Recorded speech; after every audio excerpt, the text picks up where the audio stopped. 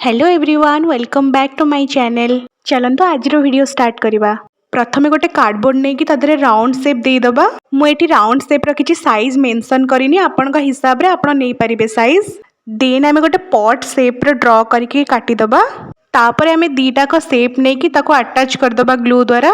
मुझे किछि दिन हैला वीडियो ठीक से आनी पारुनी, बहुत लेट हो जाउचे आनिबाको, सेति सॉरी एवरीवन। वीडियो जदी भी आणुची ताले वॉइस ओवर दे पारुनी। एबे मु ट्राई करिबे सब वीडियो रे वॉइस ओवर दबा पई। मते ए वीडियो रे कमेंट करी जणेबे विदाउट वॉइस ओवर भल लागुची ना वॉइस ओवर दे कि वीडियो बनेले भल लागुची। देखंतु मु ब्लैक पेपर ने कि रोल बने देछि किछिटा।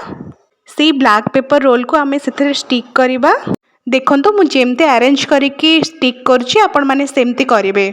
आपण माने जो माने भी वीडियो देखुचंती से माने केबे भी कमेंट करूनांती, प्लीज कमेंट करंतु आउ जणांतु मु आगो को वीडियो आनी परिबे कि ए वीडियो भल लागुची कि नै, प्लीज कमेंट करी जणांतु। देखंतु मु आ भितरे फ्लावर बनेबा स्टार्ट करि सरलेनी। मु फ्लावर बनेबा को मु यूज करिछि violet colour and yellow colour. आपण का हिसाब रे आपण कलर चूज करी नै परिबे।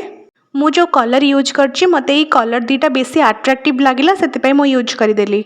देन आमे से फ्लावर को सेतरे स्टिक करि दबा। देखंतु फ्लावर सब प्रॉपर्ली लागी गला। फ्लावर टी को आउ टिके सुंदर बनेबा पई मु यूज कली बीड्स सब फ्लावर रे लगेई देली। तापरे आमे टिके पॉट को एनहांस कर दबा मिरर द्वारा। मिरर को यूज करके पॉट डेकोरेट कर दबा। देखंतु हमर वॉल हैंगिंग टी ऑलमोस्ट कंप्लीट हे गला। देखंतु आ कमेंट करी जणांतु केमिति लागुची। आउ हां, लाइक शेयर सब्सक्राइब करबा को भूलिबेनी।